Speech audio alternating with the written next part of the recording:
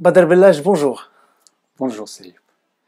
Si on entamait cet échange par un rêve tout sauf réaliste, imaginez si on avait un fonds souverain qui aurait placé, disons 10 millions de dirhams dans le Bitcoin en fin juillet 2010, soit 2 ans après son apparition. Oui. Ce fonds équivaudrait aujourd'hui à, tenez-vous bien, à 480 milliards de dollars, soit 4,8 fois le PIB marocain. Badr, j'attends ce moment depuis un moment. Avant de te céder la parole pour une présentation, si on arrive aujourd'hui à explorer 3 sujets, à savoir la blockchain, les cryptos et le manque à gagner pour le Maroc, si manque à gagner il y a, tout le reste c'est bonus. On parlera transformation numérique et blockchain, donc on va se tutoyer. Avec plaisir. Pourquoi pas. Badr, sur l'un de tes profils, je ne dirai pas lequel, juste en dessous de tes initiales, c'est marqué Badr is blockchaining. Ça veut dire quoi? Dis-nous qui tu es et qu'est-ce que tu voulais dire par blockchaining? C'est un statut normalement que j'utilise sur WhatsApp. Déjà, je me présente, je m'appelle Bellach Badr. Je suis un ingénieur en sécurité des réseaux distribués spécialisé en blockchain. Je suis lauréat de l'Institut national des postes et télécommunications à Rabat, INPT. Et je suis aussi l'auteur d'un livre qui s'appelle intitulé Blockchain by Example. C'est un livre technique. Et donc, je vis en quelque sorte dans la blockchain. Je fais même de la recherche. Actuellement, je suis un PhD en blockchain, la sécurisation des blockchains. Et donc, blockchaining parce que mon activité majeure, c'est de mettre en place des solutions blockchain et de développement de nouvelles solutions pour bien sûr mettre en place des technologies blockchain qui sont adaptées bien sûr aux besoins de l'utilisateur et pour améliorer la vie de tous les jours des citoyens et des utilisateurs. Donc grosso modo, I'm always blockchaining, ça veut dire je suis toujours soit à niveau volet recherche, c'est-à-dire je suis très actif vis-à-vis de l'amélioration des solutions blockchain, soit côté applicatif développement, de mettre en place des solutions basées sur blockchain. Donc c'est à la fois de la modélisation et du développement. Exactement. J'agis sur le volet, ça veut dire la technologie elle-même, sur les protocoles blockchain, et j'agis aussi sur le niveau applicatif, ça veut dire de mettre en place la blockchain comme solution pour développer des services donnés. Très bien. Alors, commençons par établir le contexte, parce que c'est pas évident. En préparant un peu cet échange, je me demandais dans quel cadre l'on pouvait inscrire la blockchain, qui, pour le moins qu'on puisse dire, est une révolution disruptive. Il me semble que, et je parle sous ton contrôle, qu'on pourrait l'inscrire dans le cadre de la transformation digitale de notre économie. Et il paraît que la transformation numérique, justement, sera au cœur du nouveau modèle de développement. Alors, pourquoi la blockchain est si importante? On va y revenir. Alors, la transformation digitale, qui est le processus qui inclut à la fois l'homme et la machine, et qui n'est pas à confondre avec la digitalisation, a été enclenchée il y a, disons, 3 décennies, début des années 90, avec les sites internet. Et donc la transformation numérique ne se réduit pas simplement aux outils, elle inclut les ressources humaines, les organisations et leur mode de fonctionnement. Vous me coupez si je dérive. Oui, je suis d'accord jusqu'à ce point. Très bien. Alors, en l'état actuel, la transformation digitale s'impose davantage comme un sujet sociologique, j'ai presque envie de dire, plus que technologique, puisqu'elle nous oblige à repenser nos usages, nos modes de consommation, notre manière d'appréhender le monde, etc., etc. Alors, je dirais qu'on est passé principalement par 4 étapes pour passer rapidement. Alors, début des années 90 avec les sites internet et donc essentiellement aux États-Unis. Puis le web est devenu un véritable canal de distribution au courant des années 2000. Puis on est passé à la digitalisation des process avec des entreprises, des groupes tentaculaires, des holdings qui sous-traitent leurs fonctions support à des SS2I, etc. Et donc l'émergence des GAFA par la suite qui créent des marchés ex nihilo. Et par la suite l'émergence de l'économie collaborative, Uber, Airbnb et toutes ces enseignes un peu qui sont venues chambouler nos modes de consommation. Alors donc la transformation digitale, c'est au fil des années elle tend, on va dire, vers plus de désintermédiation, plus de décentralisation. Et donc, en Mhm.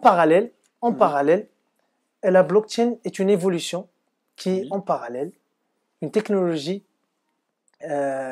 disruptive qui vient s'imposer de plus en plus. tout à fait d'accord. Donc moi, j'ai bien aimé le fait que vous soulignez le terme parallèle. Ça veut dire que c'est une révolution non planifiée. Ça ne rentre pas dans le cadre de la transformation digitale qui est planifiée, qui suit un cours bien défini. Bien sûr, on a parlé de la libéralisation et la tendance vers la décentralisation, mais c'est une décentralisation. Bien sûr, je parle de cette première digitalisation, transformation digitale, Mhm. qui tend bien sûr vers vers de nouveaux business plans qui favorisent la décentralisation, mais c'est une décentralisation partielle où on a toujours des acteurs, des intermédiaires. Donc on a toujours une économie basée sur l'intermédiation. Il y a toujours un intermédiaire, même si on parle Uber, etc. Il y a toujours Uber dedans. Donc, il y a toujours un intermédiaire qui va nous, bien sûr, nous proposer le service, qui peut nous censurer, qui peut arrêter l'usage du service, qui... D'ailleurs, c'est l'exemple du président Trump, Ah le ouais, déjà, président des ça... États-Unis, Bon, Twitter, qui a été c'est pas un censuré. système... Mm. on peut pas dire que c'est un système décentralisé, c'est un système purement centralisé. Mhm. Donc, ça, c'est un bon exemple parce que ça a des retombées politiques. Donc, on le sent. Mais normalement, dans la transformation digitale classique planifiée, on peut dire que c'est des systèmes quand même qui ont l'allure d'être distribués, mais ça reste quand même, on peut dire décentralisé plutôt, parce qu'on toujours on a un centre quelque part. Et donc ça reste des systèmes décentralisés avec un acteur qui joue le rôle du maître, qui peut bien sûr dicter les règles du jeu.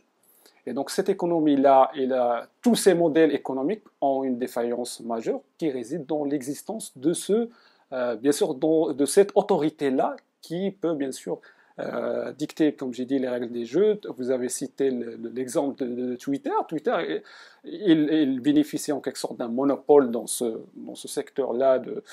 Et donc il peut bien sûr censurer n'importe quel acteur, accepter n'importe quel acteur. Donc ce concept de centralisation, d'avoir un service basé autour d'une personne ou autour d'une plateforme, est un service qui est quand même défaillant, qui a été, bien sûr, en quelque sorte rejeté par une large masse d'utilisateurs qui voient que ce système centralisé, quand même, c'est un système qui menace notre liberté, qui menace notre privacy, notre confidentialité, qui nous traite comme des objets, ou plutôt, bien sûr, comme des objets pour tirer du profit. Donc, on est quand même des souris dans cette roue-là. On est en train de faire tourner cette machine bien sûr, qui se dit quand même décentralisé ou distribué.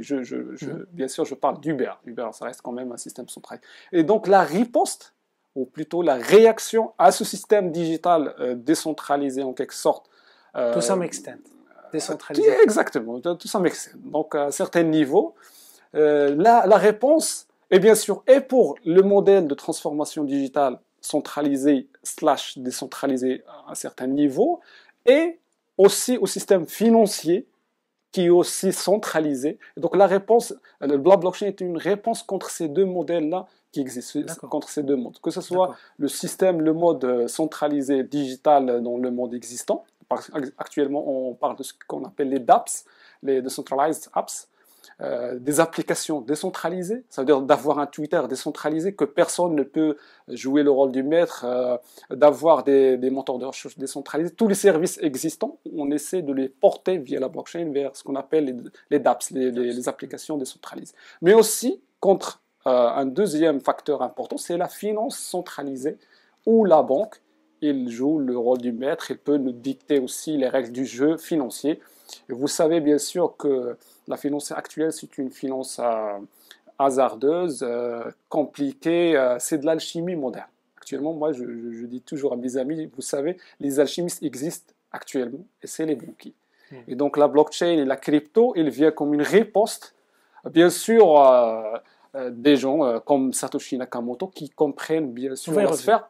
Bien sûr, on va en revenir, mais on dit que la blockchain actuellement, c'est une alternative Ça veut dire, ça ne vient pas comme une étape planifiée dans cette transformation digitale, mais ça vient plutôt comme une alternative parallèle qui n'a pas été planifiée. Personne ne l'a planifiée, mais c'est une technologie qui vient comme une réponse contre les modèles existants, contre la planification qui a eu lieu, que ce soit par les GAFA, que ce soit par d'autres acteurs. Très bien. Alors, la société considère la blockchain et les cryptos comme des sujets complexes. Ouais. On va tenter d'élucider tout ça avec vous, step by step. Alors, commençons par le commencement. En octobre 2008, Badr, tu me coupes si... n'hésite pas à me couper si voilà, je fais une erreur. Satoshi Nakamoto, qui se trouve est le pseudonyme de l'instigateur ou le précurseur du Bitcoin, l'inventeur, il publie pour la première fois le livre blanc, le white paper du Bitcoin, en plein marasme économique. Rappelez-vous, en 2008, le crash financier avait eu lieu un mois auparavant, en septembre. Un petit commentaire là-dessus, c'est-à-dire... Vous savez, juste pour l'histoire, Satoshi Nakamoto n'était pas la première personne qui avait le souci de mettre en place un système décentralisé, ça veut dire une blockchain ou une crypto. Il y avait d'autres projets qui ont tenté de faire la même chose. Il y avait un projet qui s'appelle B-Money, un système qui s'appelle DigiGold. Donc il y avait des gens qui essayaient de... Ça veut dire il y avait quelques tentatives, un but commun, des gens qui ont compris comment le système, que ce soit financier, que ce soit digital, comment fonctionne, connaissent les défaillances. Donc ils ont essayé de régler en quelque sorte ces défaillances-là en proposant des alternatives. Bien sûr, le Bitcoin, il a été lancé en papier, le papier a été annoncé en 2008, réellement le réseau Bitcoin a commencé en 2009. Et donc, je ne trouve pas plus meilleur, un message meilleur ou plutôt un commentaire meilleur de dire que le créateur de Bitcoin a inscrit un message très significatif dans la première transaction de Bitcoin.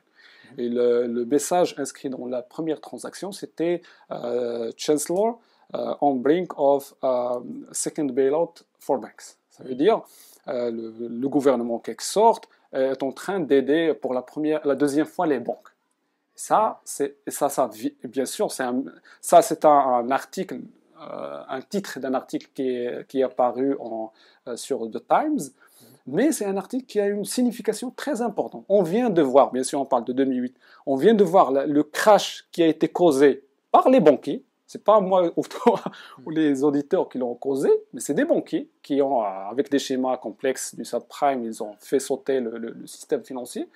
Et on vient leur donner un coup de main. On va les aider financièrement pour éviter que ces banques-là tombent. On va racheter bien sûr, leur bêtise en quelque sorte, on va les aider. Donc, c'est quelque chose Les banquiers ne vont jamais vers la prison. Même qu'ils commettent n'importe quel crime, ils sont toujours protégés. Bien sûr, par banquier, je parle des banquiers internationaux. Je ne parle pas des petits banquiers qui nous font des opérations dans la banque. Je parle bien sûr des acteurs économiques, ça veut dire qui décident à l'échelle internationale. D'ailleurs, les détenteurs du Bitcoin partent du principe que vu que l'argent en circulation est à plus de 90% de l'argent dette, ce qu'on peut appeler aussi de l'argent crédit, rendu possible grâce à la création monétaire ex nihilo.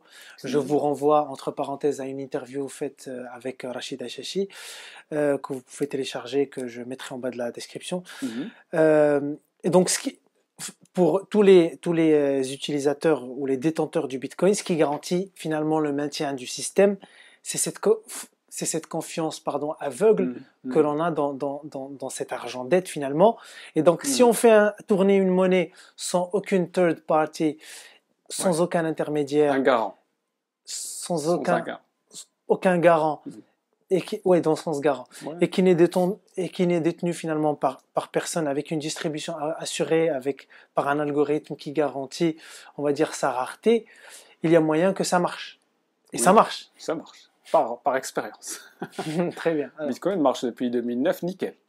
Donc même le cours de Bitcoin a explosé parce qu'il y a c'est une manifestation de la confiance que les gens ont dans ce système. Bon, revenons à la question. C'est-à-dire, la monnaie, elle est créée ex nihilo. Comme j'ai dit, les banquiers actuels, c'est des alchimistes. Ils créent de la monnaie. Tu sais, les anciens alchimistes avaient tort, les pauvres. Ils essayaient de changer, je ne sais pas, du poussière ou du fer vers l'or. Or que la formule est très simple. C'est de devenir un banquier et de créer de la monnaie juste par des jeux sur des livres comptables. L'idée, déjà... Bon, je ne vais pas rentrer... Comme tu viens de référencer quelqu'un qui, bien sûr, qui connaisse qui peut répondre aux questions de comment la monnaie est créée, quels sont les problèmes liés, parce que vraiment c'est un sujet très important. Peu de gens connaissent la réponse, la malheureuse réponse à cette question. Et donc, croit que vraiment Bitcoin, c'est pas un rival à la monnaie classique parce que effectivement, il n'y a pas un garant derrière. Il croit que le garant, c'est une condition suffisante pour qu'on fasse confiance dans un système. Et pour ça, je vais répondre par un simple exemple. Il faut voir dans l'histoire et l'histoire moderne comment des monnaies avec une inflation énorme perdent de la valeur. On a vu l'Égypte, on a vu le Liban. On a vu le Venezuela, on a vu, il y a d'autres qui sont la liste. La liste, elle est longue. Et donc, on ne va pas parler de l'Allemagne et de ces exemples d'hyperinflation. Bon, les gens ne vont pas croire parce qu'ils ne l'ont pas vécu. Moi, je parle juste de l'Égypte, un pays, ou plutôt de Liban, du Liban. Donc, ça veut dire, l'idée, c'est que le citoyen simple, il va perdre la valeur de sa monnaie juste parce qu'il y a eu un problème politique. Ça veut dire que ce garant-là, c'est pas vraiment une source, une garantie suffisante pour dire que cette monnaie-là va protéger en quelque sorte mes biens ou plutôt la valeur qu'elle détient. Et donc, juste pour rebondir, normalement la monnaie fiduciaire elle-même, c'est juste un concept qui a été introduit juste quelques siècles, c'est quelque chose de très récent. Il y avait d'autres alternatives. Et fiduciaire, déjà fiduce, ça vient du latin, c'est confiance ou belief, c'est-à-dire on fait confiance dans cette chose-là. Qu'elle fonctionne d'une façon correcte, non, c'est autre chose. Mais bon, c'est une confiance qu'on fait à l'aveugle. Et la monnaie, elle a beaucoup de défauts. Actuellement, on est en train d'imprimer des billets verts, ce qu'on appelle les dollars. Et il y a le cycle des bulles, etc. L'économie internationale, elle est forcée à un mode de crise, ça veut dire répétitive. Et donc, et ça par la simple raison qu'on ne contrôle pas le processus de la création de la monnaie. Or, dans les cryptos, en général par exemple de Bitcoin, on contrôle ce processus et on connaît comment il fonctionne. Donc on est certain, par exemple, on connaît certainement quel sera le nombre des bitcoins qui vont exister. C'est 21 millions de bitcoins. Là, on est à combien? Je crois 17 millions, 18 millions dans les environs. Il y a un processus exact Donc on ne peut pas aller au-delà de 21 millions. Il n'y a pas un banquier qui va prendre son café au début de journée et dire on va imprimer, je ne sais pas, des millions de bitcoins. C'est-à-dire que c'est quelque chose de très rare. C'est très rare. Le protocole gère les choses d'une façon qui fait que le traitement distribué, il est garanti qu'il soit correct. Il n'y a personne qui va influencer les règles du jeu. Et donc, qu'est-ce qu'on a fait? On a juste remplacé cette entité centrale, cette banque qui décide, qui valide les transactions, par un réseau, comme vous l'avez dit, un schéma collaboratif. Au lieu d'avoir quelqu'un qui prend les décisions tout seul, on a en quelque sorte un parlement, un schéma décentralisé, collaboratif, qui va décider à l'encontre des transactions qui viennent sur le réseau. Donc, et c'est le mécanisme de consensus qui gère ce... Exactement, il y a toujours un mécanisme de consensus qui est défini sous format d'un protocole informatique qui fait que les gens qui ne se connaissent pas nécessairement, qui n'ont pas une confiance mutuelle, aient la possibilité de se mettre d'accord sur une information correcte. Et c'est pour ça la blockchain, je vais l'annoncer, la blockchain, il est certain qu'il a qualifié de trust machine, c'est-à-dire la machine a créé la confiance. C'est ça la puissance de la... Alors on va revenir vers la blockchain. Juste un petit la blockchain qui, je précise, qui est la technologie derrière le Bitcoin. Exactement. Voilà, sous-jacente au Bitcoin. Donc juste juste une petite intervention, c'est que normalement, qu'est-ce qu'on a fait avec les cryptos? Bien sûr, on parle toujours de confiance. Au lieu de faire confiance en une entité, on a shifté la confiance vers un système. C'est comme si, par exemple, on a quelque chose qui est fait par un humain, remplir, par exemple, un formulaire à la main, et on l'a remplacé par exemple, un programme intelligent, d'intelligence artificielle. Et donc, on fait confiance à ce système-là au lieu de faire à des personnes. C'est ça. Et ce qui est important dans le contexte ou le cas du système, c'est que les règles du jeu sont connues, définies, personne ne peut les changer. Sauf si on a un consensus, bien sûr, collectif pour les changer. C'est comme le cas des livres sacrés. On a une révélation, et donc la révélation, elle a, bien sûr, a plusieurs copies, chacun il a la même copie de cette révélation, il va la garder, les mêmes règles elles sont définies, et donc on fait toujours appel à ces règles qui ont été une sorte de révélation, ça veut dire le protocole définit les règles de comportement entre individus, comment les transactions sont validées, etc. Et les transactions, ils sont bien sûr gardées dans des databases, dans des bases de données qui sont immutables, inviolables en quelque sorte. C'est ce qui explique que Satoshi n'a pas révélé son identité, peut-être? Ça peut être expliqué par le fait qu'il ne veut pas être le maillon faible ou le talon d'Achille de ce système. Parce que normalement, Parce que si jamais on le repère, en tant que leader, ça sera la faiblesse. On va dire... Oui. Bien sûr, surtout au début, parce que déjà, si je vous raconte l'histoire de Bitcoin, dans les années 2011, 2010, 2012, c'était un réseau combattu. On a essayé de le faire tomber. Parce que et c'est vrai, il a été utilisé beaucoup dans le dark web, dans les activités illégales. Et donc, on a essayé de le stopper. Et bien sûr, on n'a pas pu parce que c'est un système décentralisé, distribué. Il n'y a pas un centre où il n'y a pas un responsable qu'on peut, par exemple, arrêter pour mettre à pause ou arrêter le système. Et donc, Satoshi, il a évité ce risque-là. Donc, s'il a dévoilé son identité en 2010, c'était facile de l'arrêter et d'arrêter le système en quelque sorte. Et donc, il a essayé de protéger le système en évitant, en cachant son identité. Et donc, ça, c'est possible. Et est-ce que vous pouvez nous expliquer un peu le fonctionnement dans le détail du Bitcoin? Qu'est-ce qui fait qu'il est plus attrayant que l'Ethereum ou l'IOS, par exemple? Sans rentrer si vous voulez même rentrer dans les mécanismes de consensus, allez-y. Bon, Bitcoin, c'est une innovation très ingénieuse. Comme j'ai dit, c'était pas la première solution qui a été présentée. Il y avait d'autres alternatives, d'autres prédécesseurs qui ont essayé Chacun il a apporté une solution à un problème, et Satoshi il a présenté la solution complète. Il y avait un projet qui s'appelle Hashcash, comme j'ai dit, B-Money, Digital Gold. Il y a même des personnes qui ont été derrière ces projets. On les soupçonne d'être Satoshi Nakamoto, sauf que chacun il a nié qu'il n'est pas le monsieur.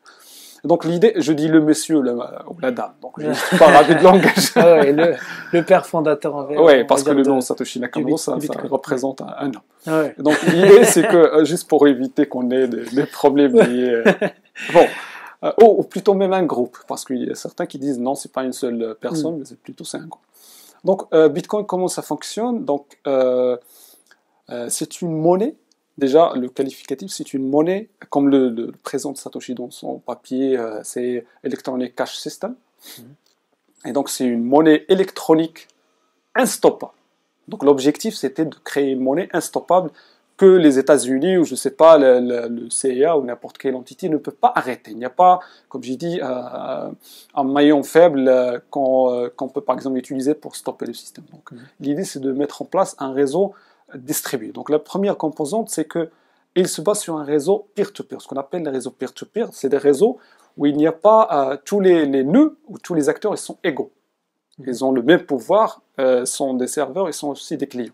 C'est-à-dire on a un réseau comme Internet, sauf qu'il n'y a pas des serveurs qui offrent des services, mais plutôt tous les nœuds dans le réseau sont égaux. C'est un réseau égalitarien, en quelque sorte. Donc, si on arrête, je sais, n'importe quelle portion du réseau, le reste va continuer à fonctionner. Donc, partie réseau, c'est un réseau distribué. Il n'y a pas de serveur de service.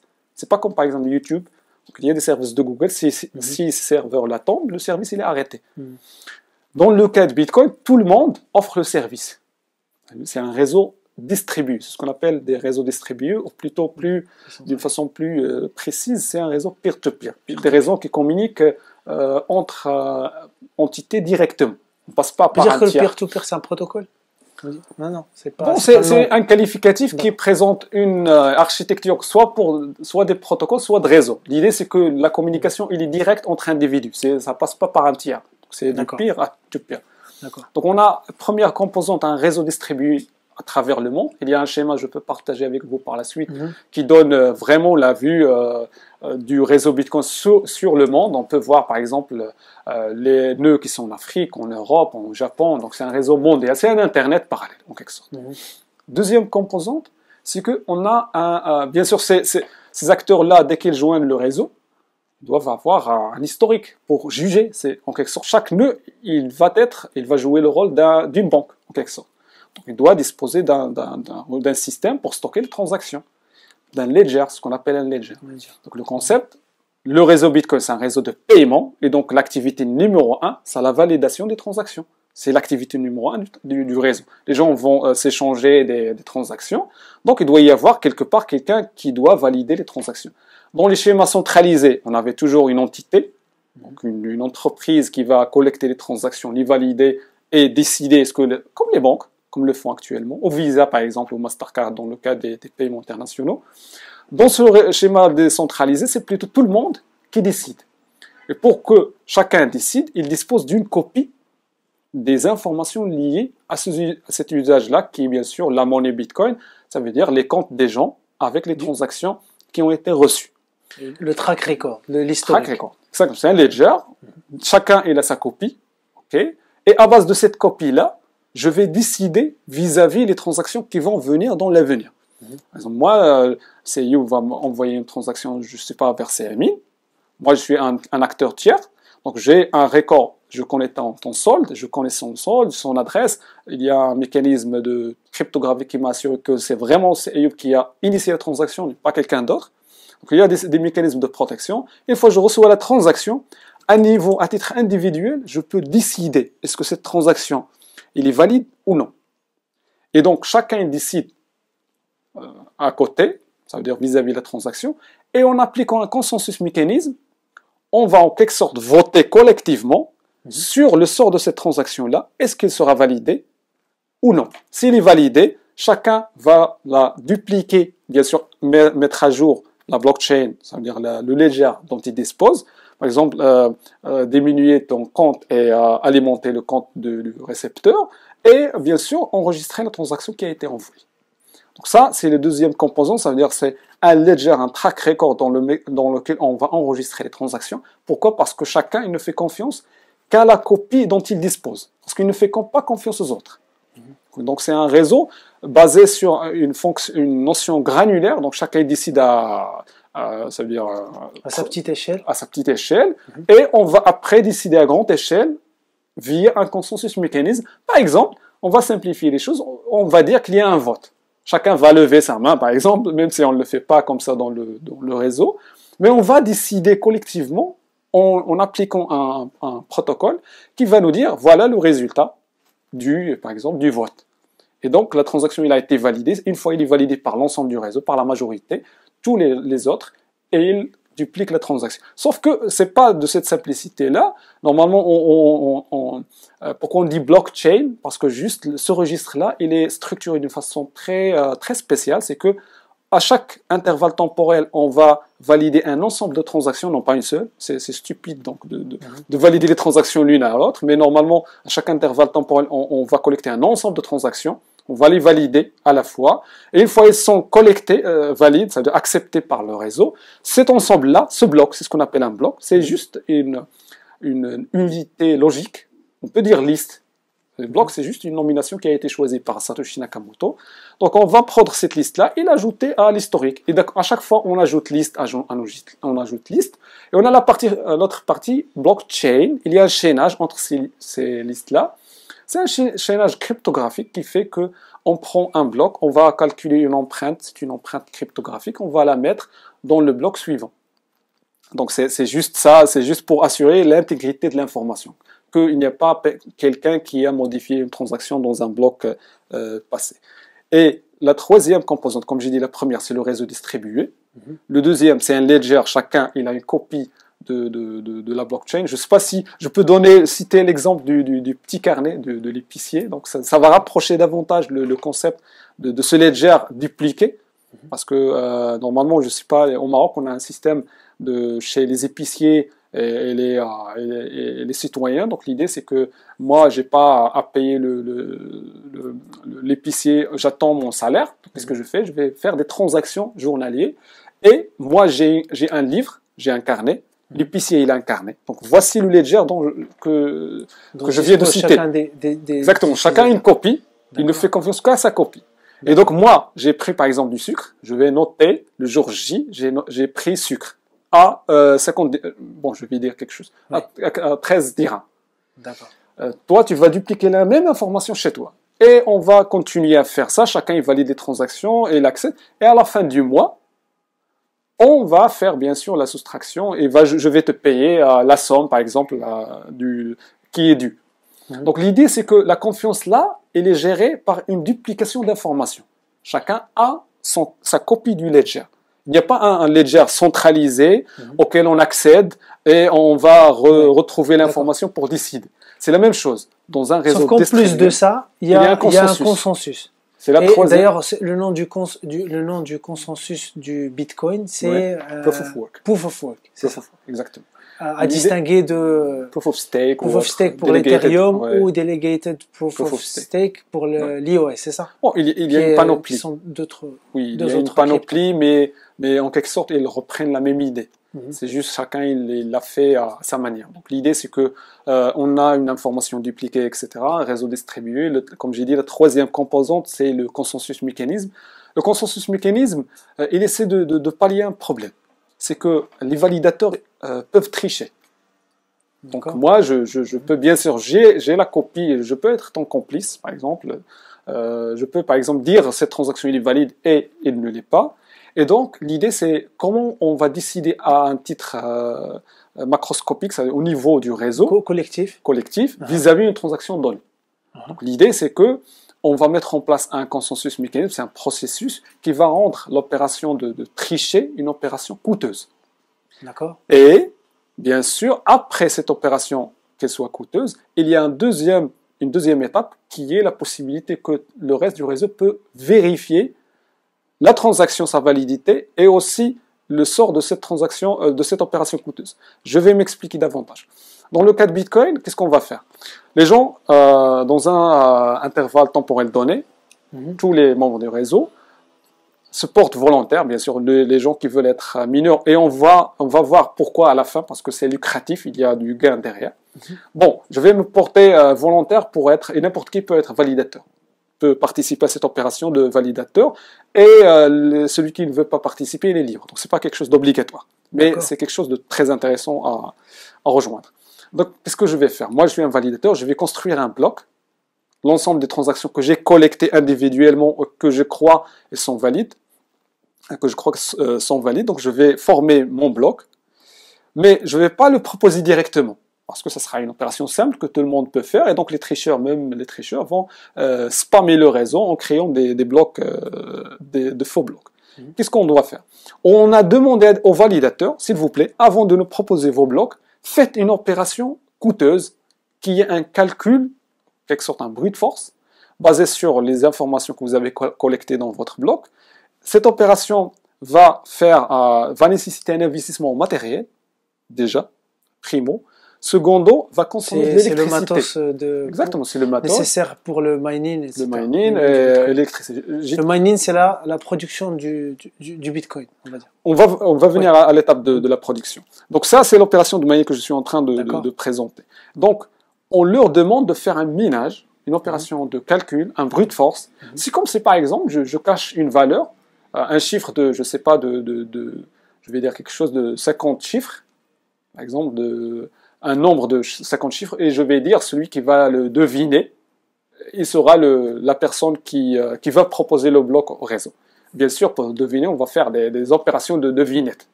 On va essayer à chaque fois de deviner, et la personne qui dispose de plus de matériel de calcul, elle aura plus de chances d'avoir et d'atteindre la bonne réponse.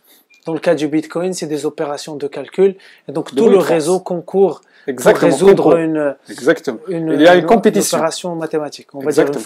dire Oui, c'est équation bon, c'est pas une équation mathématique dans le sens pur, c'est juste une valeur, c'est un hash, on fait une fonction de cryptographie, on fait un brute force pour trouver une valeur. C'est juste ça. C'est comme Quand vous si dites brute force, c'est-à-dire brute force, c'est un calcul répétitif D'accord. pour trouver une valeur donne. Par exemple, je donne un exemple, je veux brute forcer ton mot de passe. Par exemple, le mot de passe de ta boîte Gmail, je ne le connais pas. Et le brute force, c'est faire des tentatives itératives, des propositions itératives pour atteindre la bonne valeur. Donc, c'est à l'aveugle. C'est la même chose pour Bitcoin. Donc, on fait du calcul à l'aveugle pour respecter un target, une valeur, pour atteindre une valeur en quelque sorte. Celui qui va trouver faire l'effort, parce que normalement, c'est contrôlé mathématiquement dans le sens qu'on est sûr que si quelqu'un trouve la valeur qui respecte cette formule, présenté par le protocole, et là, en parallèle, fait vraiment un volume parallèle d'efforts. Et donc, on peut déduire qu'il a consommé de l'électricité. Bon, je vais revenir. Donc, il fait un investissement matériel, un investissement en électricité. À titre indicatif, le coût de Bitcoin l'année dernière, si je ne me trompe pas, il était à peu près plus de 13 000 $, la création d'un seul Bitcoin. Donc, pour produire un seul Bitcoin, c'est-à-dire... Ça vaut de l'argent. Le coût de revient. Exactement. Le coût de revient du Bitcoin, c'est 13 000 $. Et donc, l'idée, c'est que cette opération, c'est une opération coûteuse. C'est-à-dire que là aujourd'hui, bon, vu que le cours il est à 31 000, ce matin il était à 31 000, il est clairement rentable. Il est clairement rentable, mais ces gens-là, ils travaillent à long terme, donc ils vont le Bitcoin, il est toujours consommé. Bien sûr, la valeur de la création de Bitcoin, elle fluctue parce que quand le cours augmente, beaucoup de gens. Bien sûr. Là, c'est plus. Et donc là, le du coût. trading Bon, le coût de la création de Bitcoin dépend aussi du coût, du prix plutôt.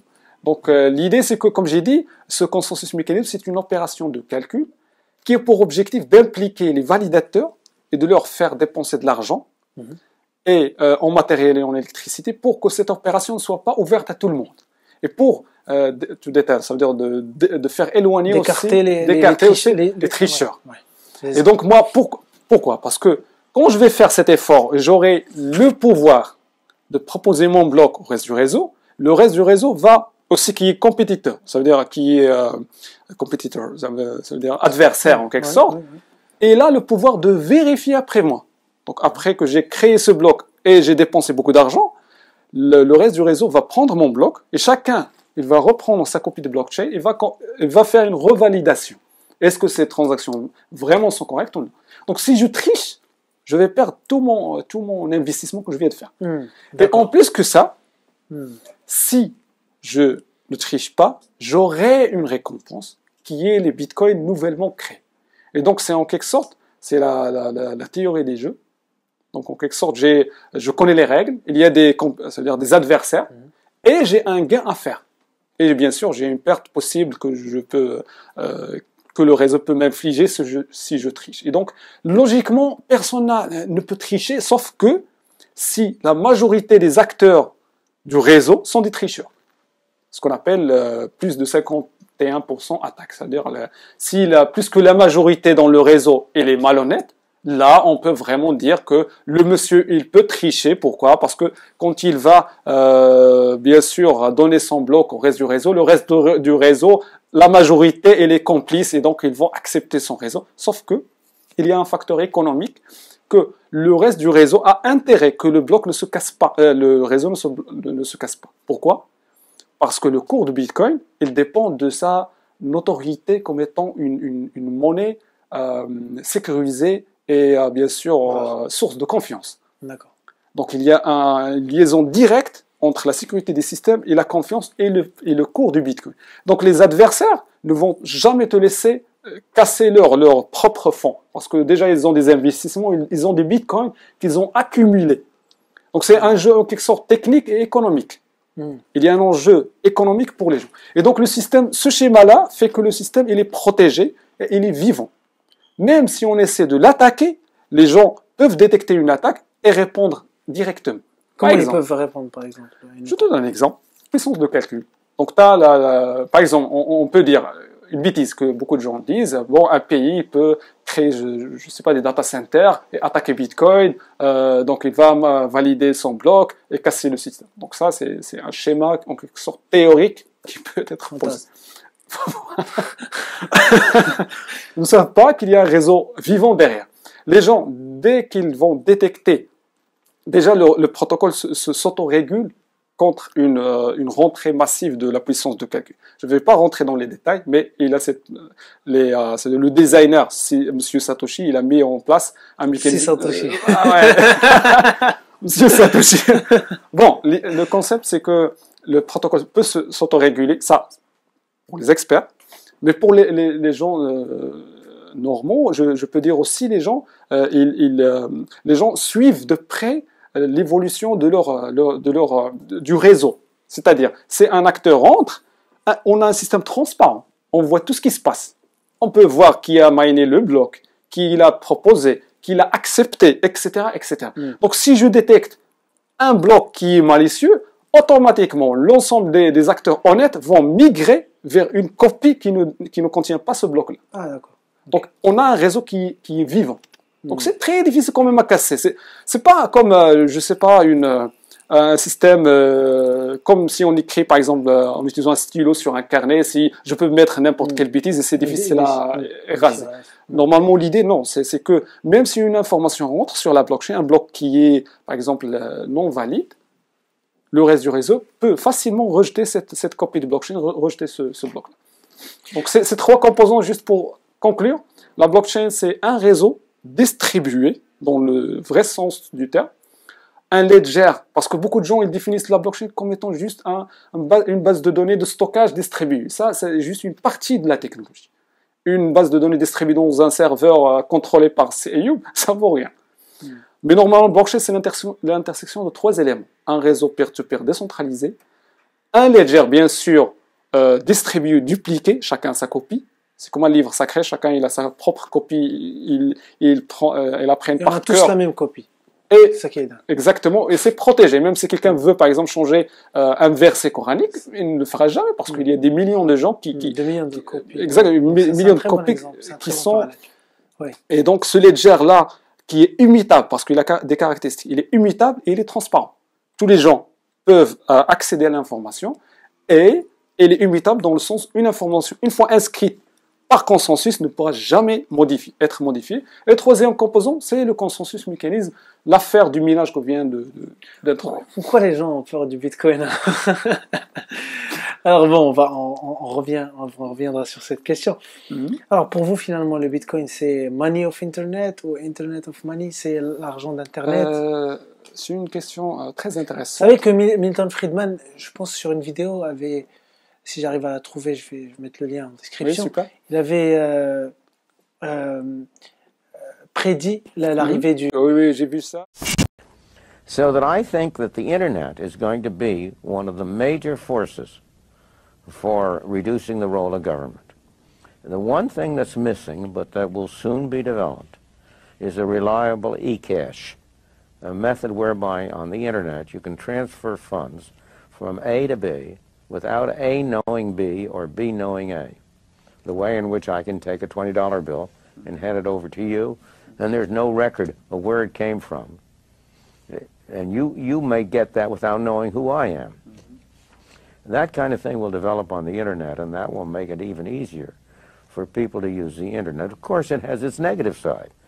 It means that the gangsters, the people who are engaged in illegal transactions will also have an easier way to carry on their business.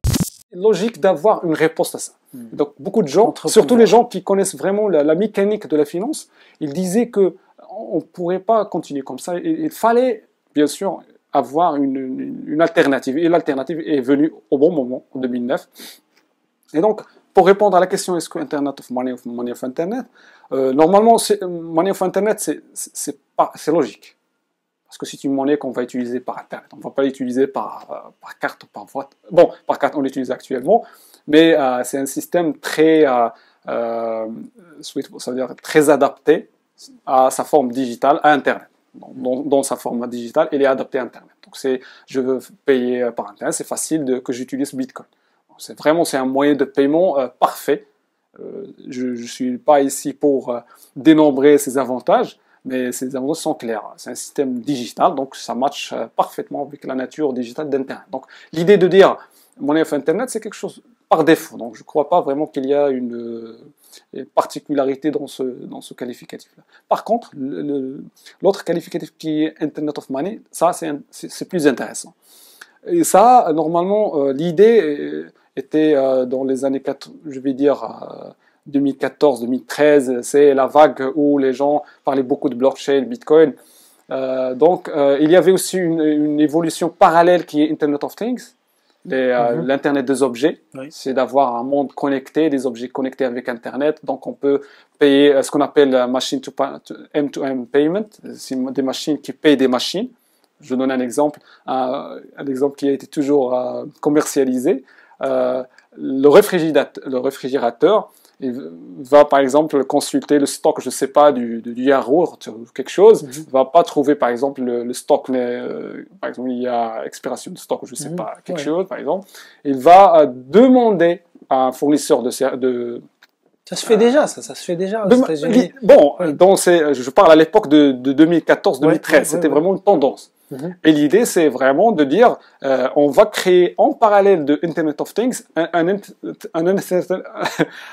of Money. Of Money pour accompagner justement. Exactement, pour accompagner en quelque sorte cette révolution. Une Internet de monnaie pour accompagner l'Internet of Things. Donc l'idée, c'est a commencé comme ça, selon mes connaissances. Mais ça a évolué dans le sens que aussi, on a, surtout après que Bitcoin a confirmé son existence comme étant un réseau qui est vivant, qui va rester avec nous. C'est pas une hype, ce n'est pas un bruit. Et donc on a dit, c'est pas juste un réseau qui peut être utilisé, c'est pas juste un instrument de paiement qui peut être utilisé pour l'Internet of Things, les IoT, mais c'est plutôt un réseau, un autre Internet qui est en train de naître. C'est un autre Internet. C'est pas un Internet orienté web, mais c'est un Internet orienté paiement, orienté money. On a en quelque sorte bâti un deuxième Internet, une deuxième version d'Internet, mais qui est axé autour de la monnaie, de la finance.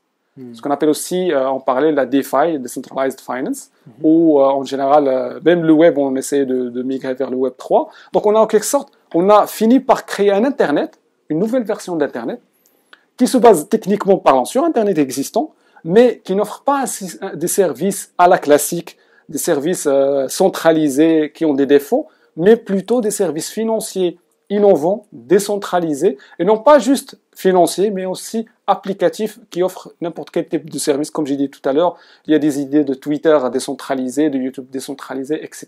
Tout l'existant, on essaie de le migrer vers des schémas décentralisés. Et donc c'est de ce point-là, le concept de Internet of Money, c'est un concept très intéressant.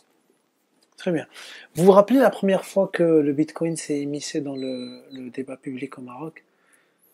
Oui, c'était, je crois, en 2017, si je me rappelle bien. 2017, il y avait l'entreprise franco-marocaine, je ne me rappelle plus, française ou quelque sorte. Et là, cette entreprise, si j'ai une bonne mémoire, a dévoilé qu'il va accepter des paiements en Bitcoin. Oui. Et tout après, l'Office d'échange a riposté. Et cette action nous a rapporté que du malheur, parce que depuis, on a des problèmes de crypto ici au Maroc. Donc l'Office d'échange, bien sûr, avec d'autres acteurs, mais c'est principalement l'Office d'échange.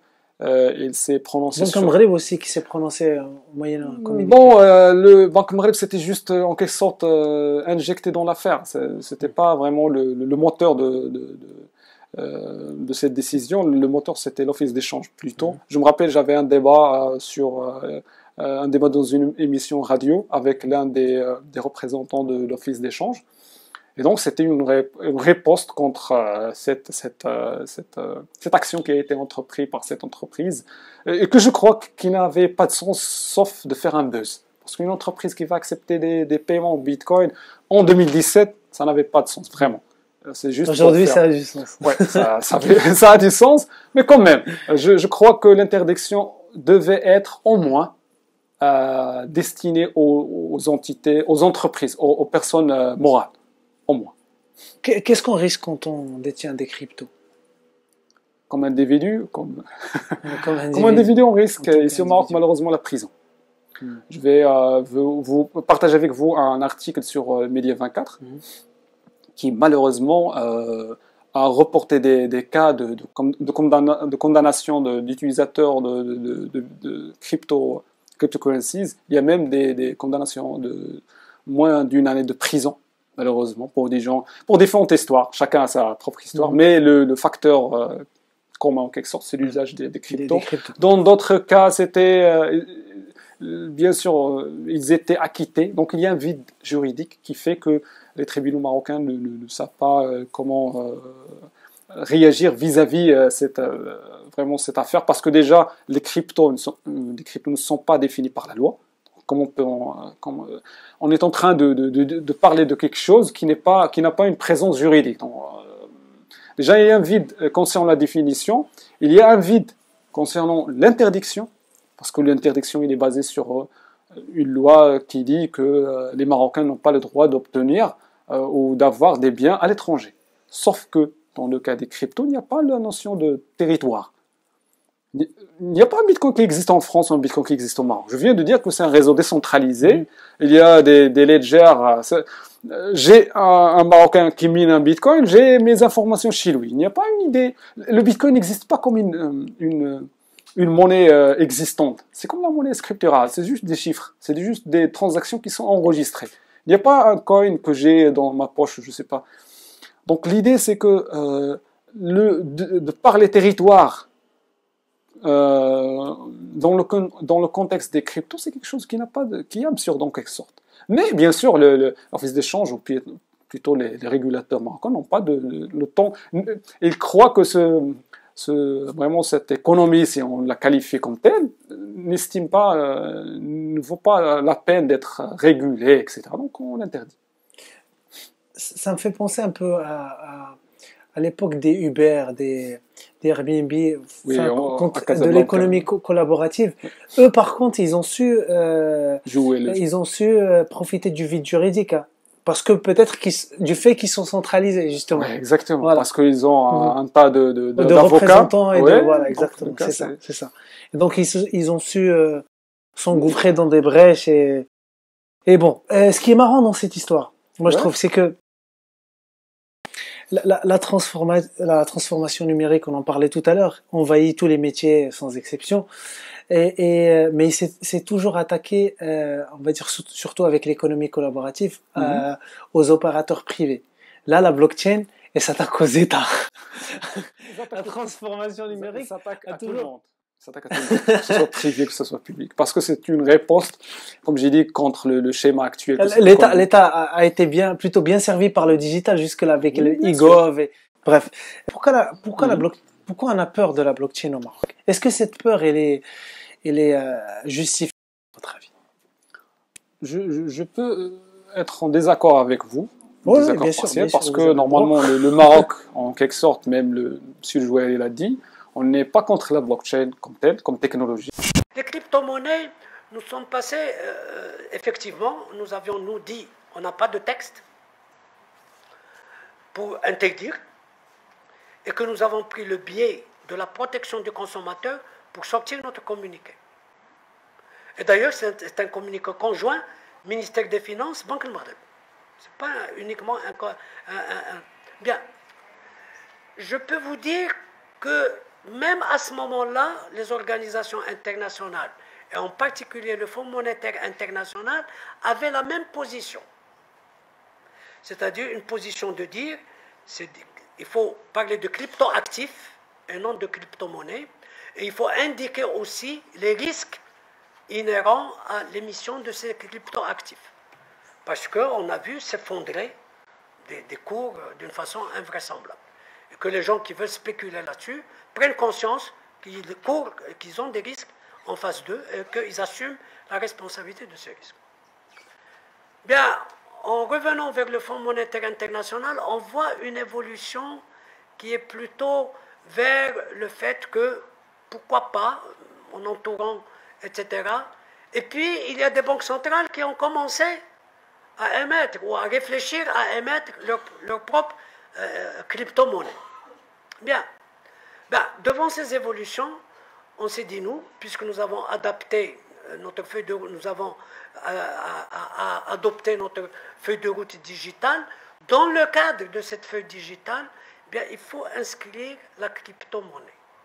Et nous avons dit, ben, la meilleure approche, c'est de nous mettre en contact avec les banques centrales qui sont déjà lancées pour leur demander de venir ou qu'on parte chez eux pour nous expliquer de tenants, les aboutissants, pourquoi ils sont partis d'une position, pourquoi ils sont arrivés à une autre, quelle démarche il faut faire, quel risque il faut prendre, etc. etc., etc. Pourquoi? Ce n'est pas parce que demain, nous allons émettre de la crypto-monnaie. Vous voyez, le niveau du cash ici n'est pas le niveau du cash en Suède. En Suède, il n'y a pas pratiquement de cash. Donc, ici, nous sommes à 90% au niveau du cash. Donc, par conséquent, on s'est dit, le mieux, c'est que nous nous préparons sur le plan interne, sur le plan à la fois de l'analyse, de la réflexion, de voir le pour, le contre, qu'est-ce que ça exige, les ressources humaines, etc., de nous mettre déjà en rapport avec les banques qui se sont lancées et de pouvoir nous-mêmes essayer d'examiner à l'avance ce problème-là. Pour le moment venu, au moins on a un dossier d'analyse qui est déjà prêt pour analyser le pour, le contre, etc. Voilà où est-ce que nous en sommes. L'argument présenté par les autorités marocaines, protéger le consommateur, les citoyens contre les risques financiers spéculatifs. Mais je crois que le Marocain il est aussi mature qu'il peut bien sûr décider et connaître les risques. On peut protéger l'État contre les actions des banques, des institutions, des investisseurs qui par exemple peuvent faire des bourdes financières et émerger la finance nationale dans des gouffres, mais l'individu, le citoyen marocain qui est libre, bien sûr, à mon opinion, de faire ce qu'il veut par ses propres fonds, je vois qu'il n'y a pas vraiment un argument qui tient, sauf que l'interdiction elle-même, c'est juste une riposte, comme j'ai dit, ce n'est pas une action mesurée. En général, il y a un adage qui dit, que j'aime signaler toujours, qui dit que quand les vents du changement soufflent, il y a certains qui bâtissent des murs et certains qui bâtissent des moulins. Donc l'idée, c'est que l'intelligence, soit on va bien sûr, adapter cette technologie. Il n'y a pas une technologie qui présente que des menaces. Il y a toujours une technologie qui présente des menaces, mais en même temps des avantages.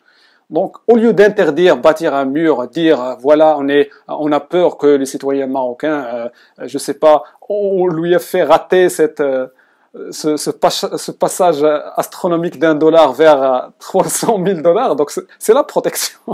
Donc, on lui rate. Bien sûr, je suis pas ici en train de faire la publicité de ces cryptos. Chaque domaine a ses avantages et ses inconvénients, mais je crois que l'argument utilisé, c'est pas le vrai argument. C'est juste une sorte de réponse pour plaire aux gens, pour leur dire, voilà, on est soucieux de votre destin économique. Vous pensez vraiment? Oui, je suis convaincu. Donc, je Parce crois que vous savez comment on reconnaît une innovation? Oui. La voiture au 19e siècle, je parle... on peut checker sur Internet, mais la voiture au 19e siècle a été considérée comme une menace. Oui, justement, et qu'en Angleterre, par exemple, il fallait avoir à bord, en plus du conducteur, un ingénieur pour réparer les pannes récurrentes. Et c'était pareil pour l'électricité aux États-Unis. Exactement. Ouais. Les médias véhiculaient voilà justement ces faits divers avec des maisons brûlées, avec l'électricité, etc. Je me demande si là on n'est pas en train de vivre la même chose avec toutes ces cryptos qui sont. Tu sais, le protectionnisme, c'est la première action que les gens tendent à prendre contre les changements qui arrivent, que ce soit au niveau des États, que ce soit à titre individuel. On essaie toujours de se protéger contre les innovations parce qu'on ne maîtrise pas les risques. Et on ne connaît pas les avantages. C'est par ignorance. Normalement, vous avez cité le cas de la voiture, le cas de l'électricité. Il y a un autre cas qui est très marrant, c'est celui des trains. Aux États-Unis, on a même failli les interdire parce qu'il y avait les risques de... Bon, ce que je veux dire, c'est que toute innovation, il perturbe le statu quo. Et donc, les gens qui tirent profit de ce statu quo, ils essaient de protéger leur intérêt. Bien sûr, eux, peuvent avoir tort parce qu'ils ont raté l'occasion de profiter. Je donne l'exemple du télécom contre Internet. Dans les années 80-90, le télécom, c'était le secteur dominant. Les appels téléphoniques, donc on voyait Internet comme un intrus qui n'a pas de valeur. Et donc actuellement, c'est renversé, on a le flip. Le télécom, une grande partie du télécom, elle est véhiculée par Internet, donc c'est pas par les réseaux classiques. Mais à une époque donnée, on disait que vraiment ce Internet, ce voie IP, cette technologie-là, c'est juste une menace qui va, bien sûr, on va te faire sortir ces arguments que l'Internet et le voie IP peut être utilisé pour des fins terroristes. Tu sais, si on veut faire sortir des arguments contre n'importe quelle technologie, même contre une religion, on peut les faire sortir. Le problème, est-ce que ces arguments-là tiennent ou ne tiennent pas? Est-ce qu'on a étudié les avantages et on les a comparés contre les risques et on a fait un benchmark et on a dit voilà les risques, ils sont imminents et donc on peut faire tomber les avantages, ou est-ce qu'on ne l'a pas fait? Normalement, c'est juste des ripostes. Tu sais, quand tu poses la question, tu fais un débat avec, je ne suis pas un décideur, tu vas, comme j'ai dit, j'ai participé à un débat qui est très chaud, qui est disponible sur Internet avec l'Office d'échange. Leur narrative, il est répétitif. Protection, protection, protection, protection. Il ne te fournit pas un argument clair. Tu dis, voici le risque. On a peur, par exemple, notre PIB, il va chuter de combien. On a, par exemple, un secteur économique qui s'appelle, je ne sais pas, le textile ou quelque chose. On a peur que ça... Non, c'est juste quelque chose de vague. On veut protéger. Et un deuxième point, c'est qu'ici au Maroc, on a un niveau de protectionnisme qui est très fort concerne le secteur financier en général. Tout ce qui est banking, tout ce qui est services liés, c'est un système, il y a des murs autour. Même en Europe, on a l'open banking, et on a les lois qui essaient d'ouvrir les banques, etc. Au Maroc, je ne vois pas que ça peut être appliqué un jour. Et la blockchain est en train de frapper à cette porte-là. La porte de cette forteresse financière qu'on a ici au Maroc. Et donc la blockchain est là pour, bien sûr, offrir aux citoyens une alternative. Imagine, je donne un exemple. Imagine que les citoyens marocains utilisent Bitcoin.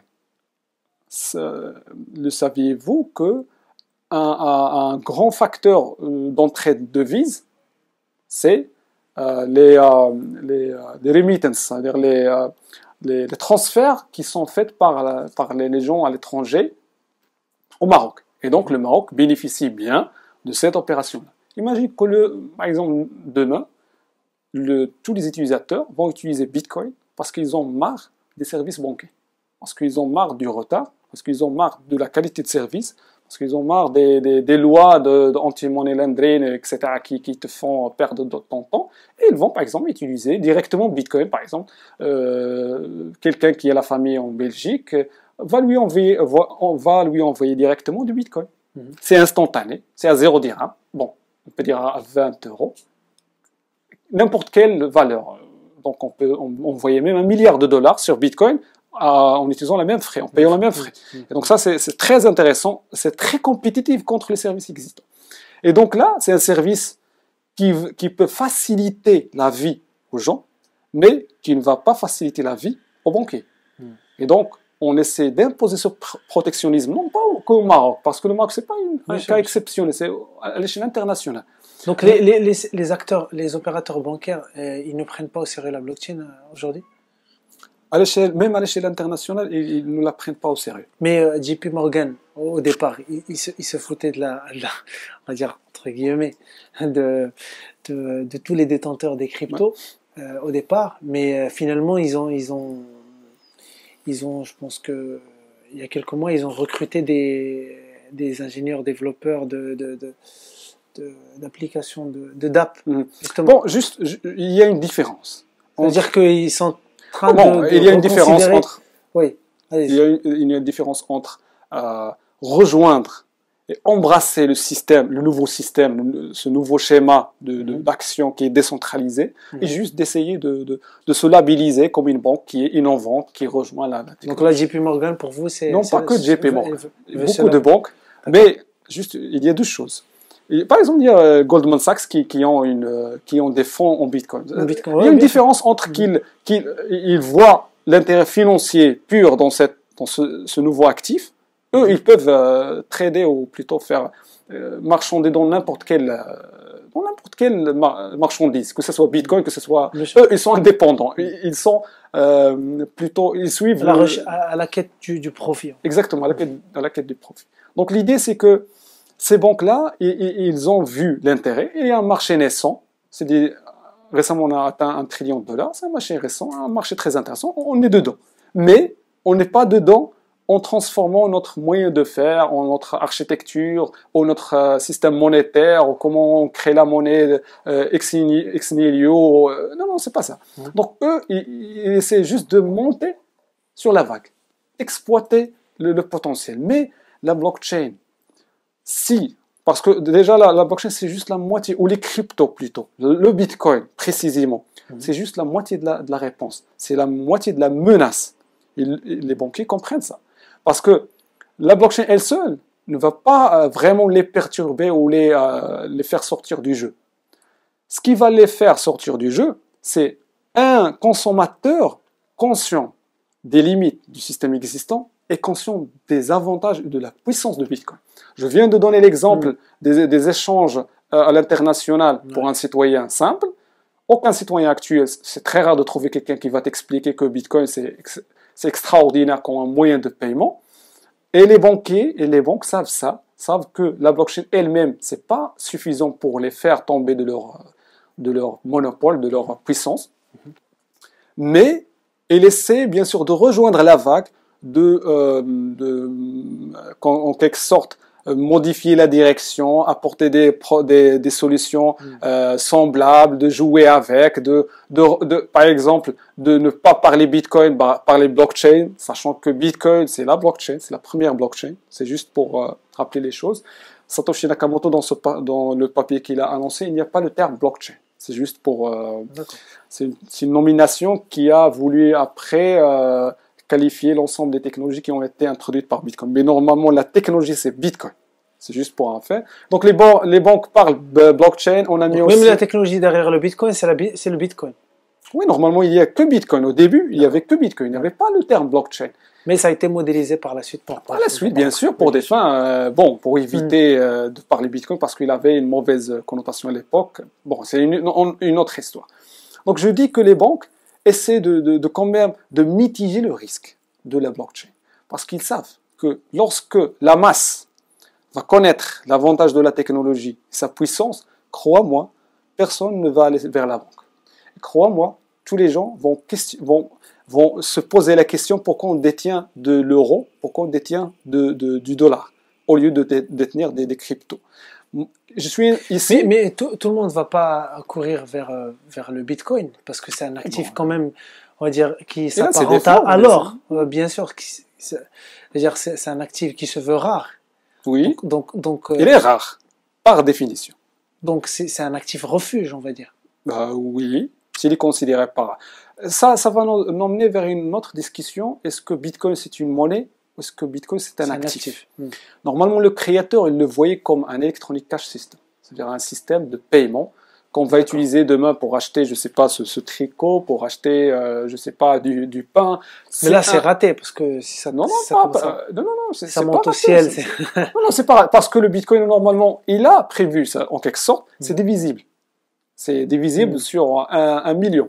Il y a l'entité, le Satoshi, c'est un Bitcoin divisé par million. Le Bitcoin, il est divisible. Donc, au lieu d'utiliser un Bitcoin, on peut utiliser un Satoshi. Donc, juste, comme j'ai dit, que ça va nous ramener à la question, est-ce que Bitcoin, c'est un actif, est-ce que c'est une monnaie? Déjà, cette question-là va influencer la décision de l'Office d'échange, parce que eux, ils le considèrent comme une monnaie, non pas comme un actif. Et donc, si on considère le Bitcoin comme une monnaie, donc, ça sera, comme j'ai dit, une réponse très correcte pour fixer la finance et la monétique internationale, les processus de création de monnaie, les problèmes de bulles qui se créent dans l'économie mondiale parce qu'on a une création de monnaie ex nihilo avec de l'intérêt, etc., etc., etc. Mais cette monnaie-là, elle représente une solution à ce problème comme j'ai dit, de finance classique, mais aussi c'est un levier technologique vers plus de liberté personnelle. Parce que si je détiens mes bitcoins, personne ne peut me les enlever. Même si ça crache, si ça crache pas. Je te rappelle une image qui est très marquante. Overseas now to Greece, a country on the brink of collapse. Banks shuttered, ATMs running out of cash, and now echoes in our country. Vacationing Greeks left stranded here penniless. ABC's Alex Marquardt reports in from Athens on the eve of one of the biggest showdowns in Greek history. Tonight, a country deeply divided. All week, the banks closed, life savings locked up inside. Endless lines at ATMs with withdrawals limited to just $67 if you're lucky enough to find one that still has cash. Dans le crash de 2008, je me rappelle très bien, ça existe sur Internet, les gens en Grèce, donc qu'est-ce qu'ils font? Ils font rentrer leur carte bancaire et ça sort. C'est rejeté. C'est leurs propres fonds qui sont dans la banque et eux, ils veulent juste retirer leur propre argent. Et on leur refuse ce simple droit. Or que dans Bitcoin, on est en train de parler de liberté. Donc moi, j'ai mes Bitcoins, personne sur Terre ne peut me les prendre, personne sur Terre ne peut me censurer, etc. etc. Donc c'est un système, malheureusement, n'est pas embrassé normalement par les autorités, mais c'est une alternative qui n'a pas besoin de cette adoption.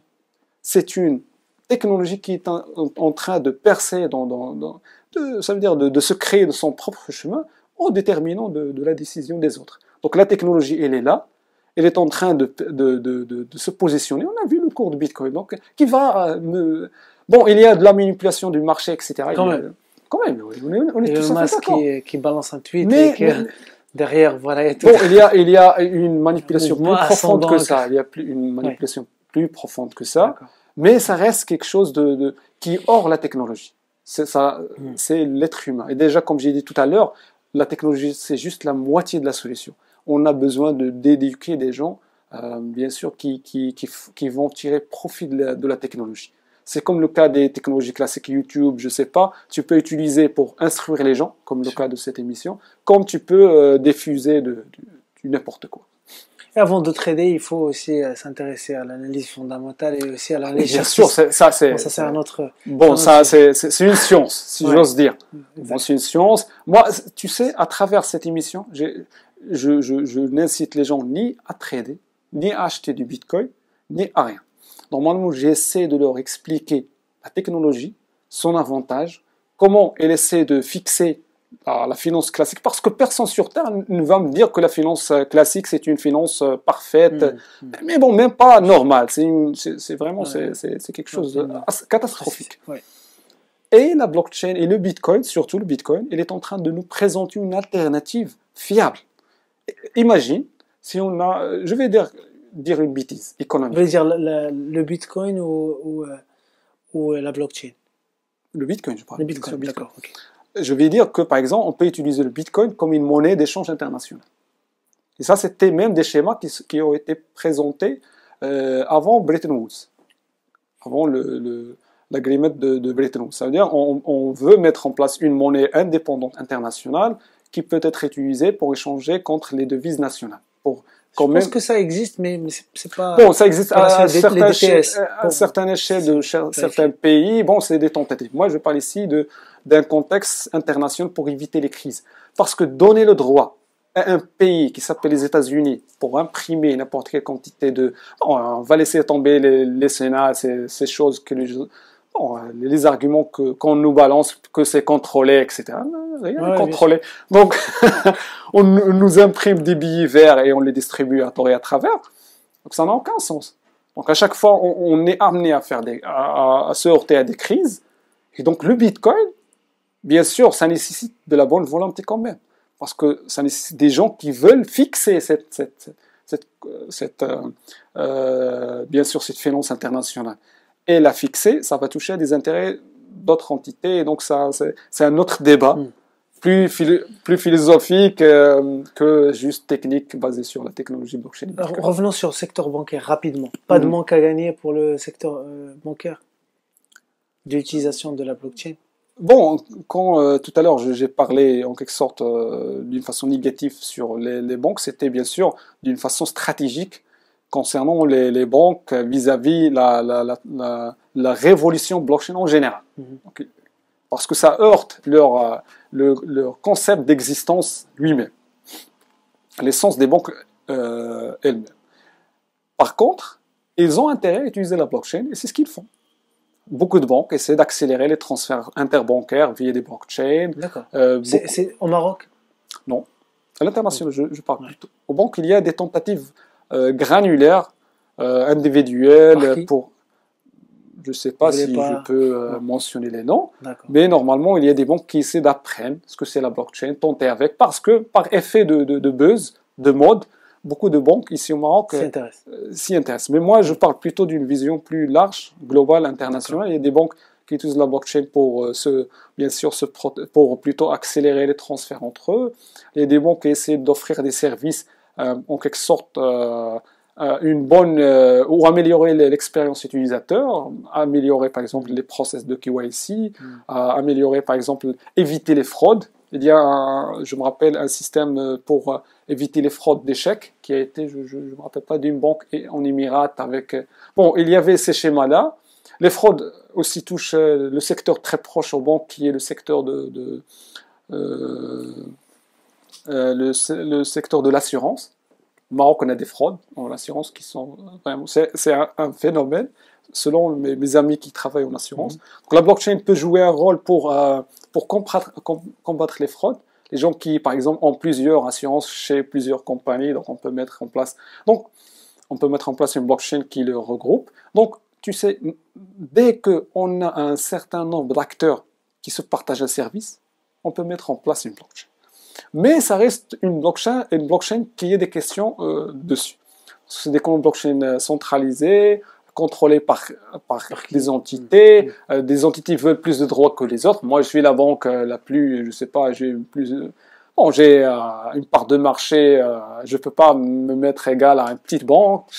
Bon, c'est quand même ces problèmes-là qui font que la blockchain n'a pas trouvé sa place rapidement dans le secteur bancaire, même s'il y a de l'intérêt. Et un intérêt qui est très intéressant. On s'ajoute à ça la concurrence.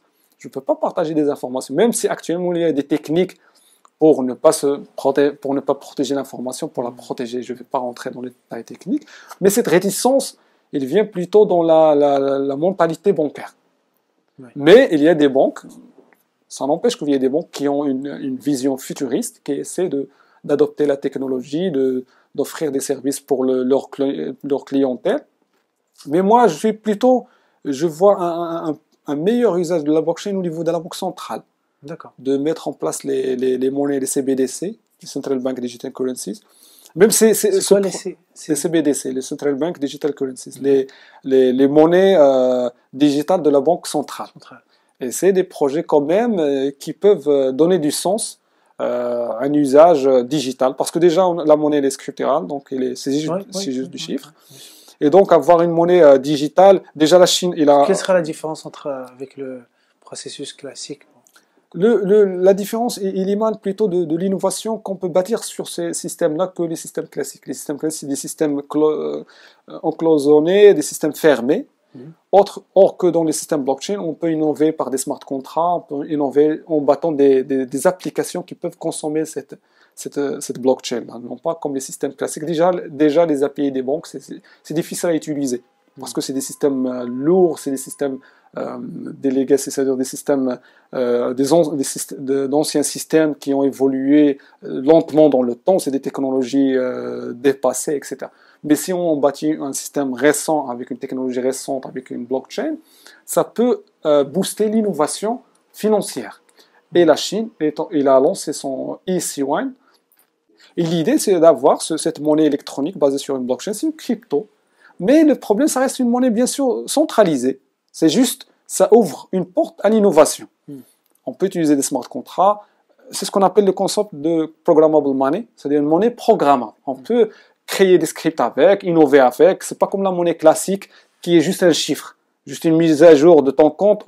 Donc on peut pas bâtir avec une innovation. Or, dans ces schémas-là, on peut avoir une monnaie qui est en quelque sorte innovante. On peut construire des services innovants. BAM, sur l'histoire de BAM, je sais pas si, si tu peux nous en dire plus. Bon, pour le Banque Maghreb, par le BAM, tu veux dire bien sûr Banque Maghreb, parce qu'il y a BAM, oui, bien sûr, Banque Maghreb et Maghreb et Banque Maghreb. Banque centrale. Banque centrale. La Banque centrale s'intéresse à la blockchain. Il y a une sortie de ces joueurs, je peux le partager avec vous en vidéo. Ouais. C'est une sortie il a dit, si je me rappelle bien, il a dit on a une position favorable contre la technologie blockchain. Et même pour les cryptos, en faveur pour la blockchain. Et on n'est pas contre les cryptos, on n'a pas une position contre. J'ai bien sûr, je ne l'ai pas cité proprement, comme on a dit, mais c'est l'idée générale. Parce que Christine Lagarde, qui est la directrice de l'AMF, si je me rappelle bien, à l'époque. Oui, à l'époque, était favorable. Donc, il a en quelque sorte repris la même décision. Et donc, Banque Maghreb, il est favorable. Ils ont même organisé en fin 2019, si je me rappelle bien, oui, fin 2019, un événement Blockchain Summit à Rabat. Et c'était un événement de grande envergure dans lequel il y a eu la présentation d'un projet très intéressant, le projet d'une blockchain nationale pour véhiculer l'aide vers les citoyens en besoin. C'était un timing très bon. Normalement, c'était un POC, et normalement, si le projet a commencé, il a été exploité, ça nous aurait aidé dans la pandémie, dans la diffusion des aides lors de la pandémie, malheureusement. Et concrètement, ça donne quoi aujourd'hui? L'idée derrière, c'est une meilleure transparence pour éviter les problèmes qui émanent de l'intermédiation.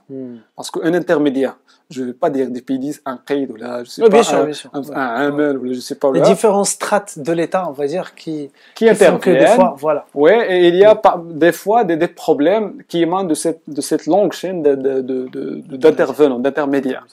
Et des fois, à bas niveau, les aides ne sont pas données aux gens qui ont besoin, bien sûr, les vraies personnes qui ont besoin. Et donc, les bons bénéficiaires. Et donc, l'idée, c'est de mettre en place un système de blockchain dossé, ou plutôt basé sur un système de paiement mobile. Donc, ça sera une sorte de crypto sur wallet mobile, qui rejoint la technologie du paiement mobile, qui marie entre le paiement mobile et la blockchain. Et donc, l'ensemble des aides sont véhiculées vers les personnes directement, sans intermédiaire. On va créer des wallets à l'échelle nationale. C'est comme pour les cartes nationales. Chaque bénéficiaire aura sa propre wallet en son nom. Et on va envoyer directement l'aide vers cette personne sans passer par le circuit bancaire. Et on va alimenter sa wallet pour qu'il puisse acheter chez des marchands. Et ces marchands-là, via la blockchain elle-même, vont être bien sûr payés. Donc, il sera en quelque sorte un système de subvention directe. Donc, l'État peut voir en temps réel ce qui se passe. Qui sont les gens qui ont bénéficié, qu'est-ce qu'ils ont acheté, et il peut même contrôler ce qu'ils peuvent acheter avec. Par exemple, je peux définir que cette crypto-là, je vais la nommer crypto, bon, cette crypto-là, IDR par exemple, ne peut être utilisée que par exemple acheter du huile, du sucre, ne peut pas être utilisée par exemple pour acheter des cigarettes. Ouais. Et donc c'est un contrôle vraiment très de end-to-end, c'est-à-dire de bout en bout, de la source vers le destinataire. Donc l'État peut voir. C'est ce qui explique peut-être le foisonnement des applications d'applications mobiles des différentes banques nationales, banques commerciales. Courant 2018-2019, je pense. Bon, c'est peut-être bon. Avec le service e-wallet à chaque fois qui est.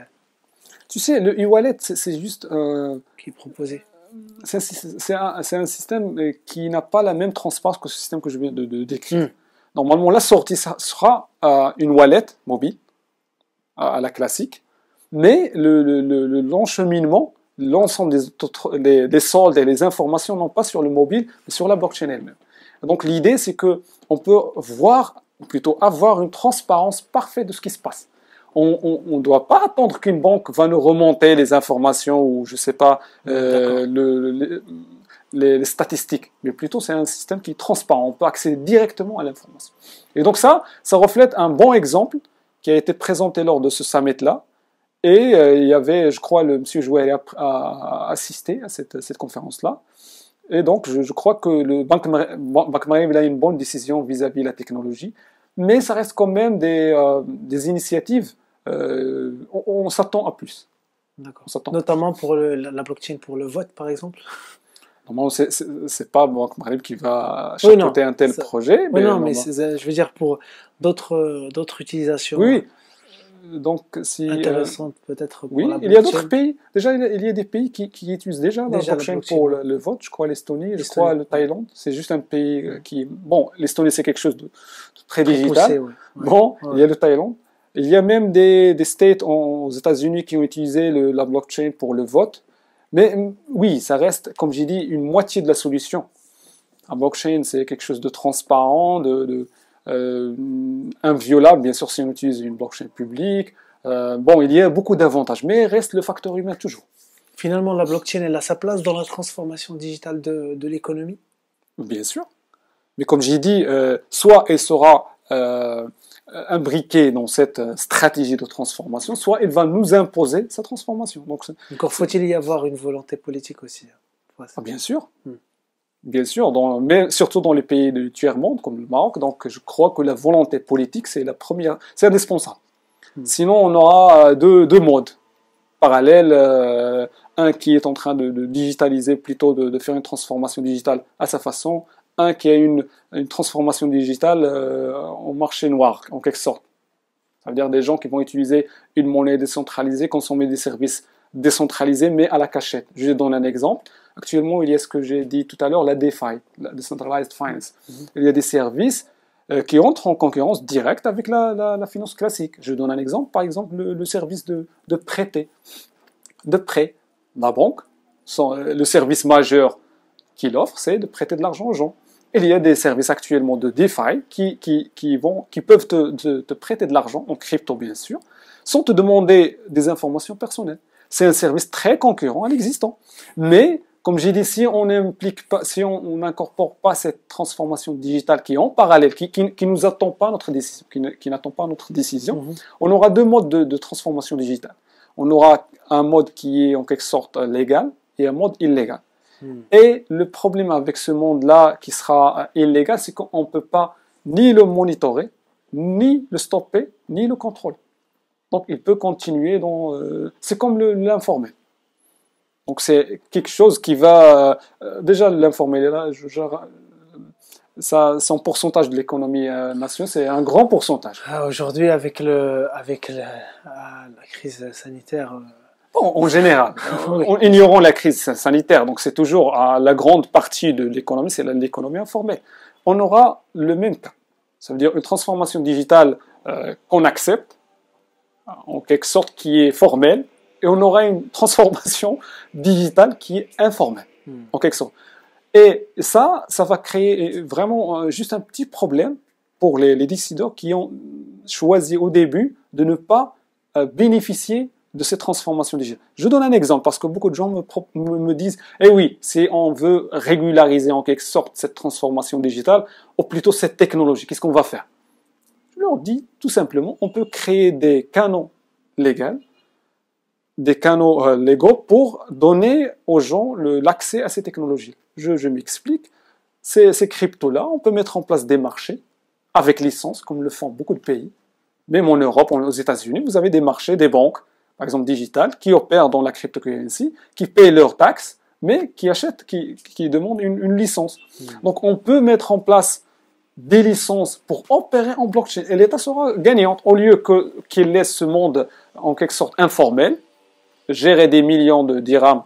À titre d'exemple, le Bitcoin au Maroc, il y a à peu près sur juste un site web qui s'appelle The Local Bitcoin, qui fait le traitement des Bitcoins juste over the counter, juste entre individus. il publie ses statistiques. On est en train de parler 3 millions de dirhams, je vais vérifier, 3 millions de dirhams mensuels. Mais quand même, il y a des millions de dirhams qui s'évaporent. Qui s'évaporent, et les gens, ils sont prêts à rejoindre le formel. Je connais personnellement beaucoup de traders qui disent, il y a certains même qui ont quitté le pays, qui disent, moi, je suis prêt à payer les taxes. Pourquoi ils ne m'ouvrent pas la porte? Pourquoi cette décision à l'aveugle qui dit non, qui est injustifiable? Et les cryptos, comme j'ai dit, c'est quelque chose qu'on ne peut pas arrêter, qu'on ne peut pas stopper, qu'on peut pas. Donc c'est quelque chose et c'est imposé. Au lieu, même tous les pays ont changé leur opinion vis-à-vis des cryptos, même la France. En France, tu peux aller à la maison du Bitcoin, c'est comme une banque, tu peux acheter et vendre des Bitcoins.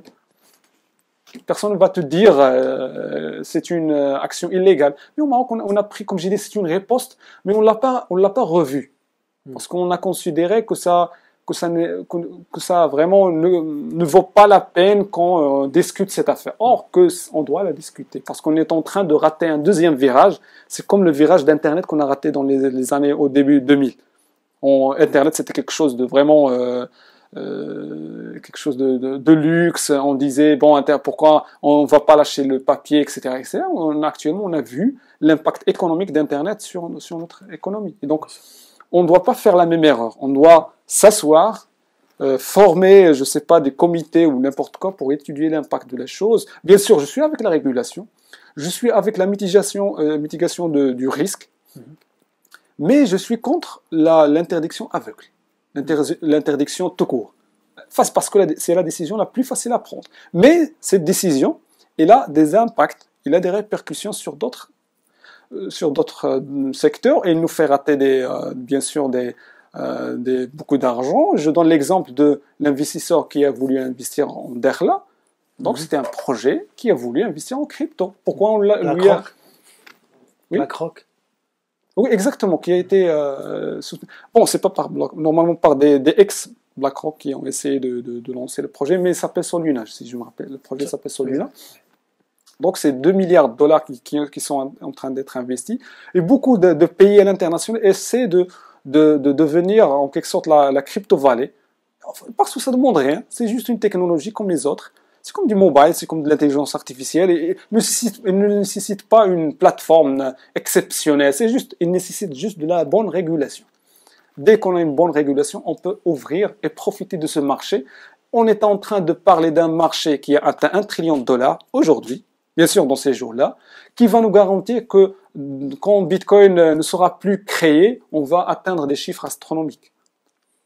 Bien sûr, ça paraît actuellement absurde, mais en 2013, ça apparaissait aussi absurde de dire que Bitcoin va atteindre 30 000. Moi, je ne suis pas intéressé par le cours de Bitcoin. Oui, mais le cours de Bitcoin, il reflète la maturité de la technologie et l'intérêt que les gens ont cette technologie. Je ne suis pas en train de dire on doit investir dans cette monnaie-là. Non, c'est pas mon objectif. Mon objectif de dire que le cours, c'est un signal, c'est un signe de l'évolution de la technologie. Ça renseigne sur la psychologie du marché et d'une tendance de fond qui est en train de s'installer finalement. Exactement. Ah ouais. Donc, pour clôturer, 20 ans après la bulle d'Internet, un peu plus de 20 ans, on subit toujours la technologie au Maroc? Le dot-com bubble, ok. Bon, je ne sais pas comment répondre à cette question. Vu que là, vous dites qu'on est en train de rater une deuxième vague après celle de la vague d'Internet. Bon, tu sais... Restons optimistes.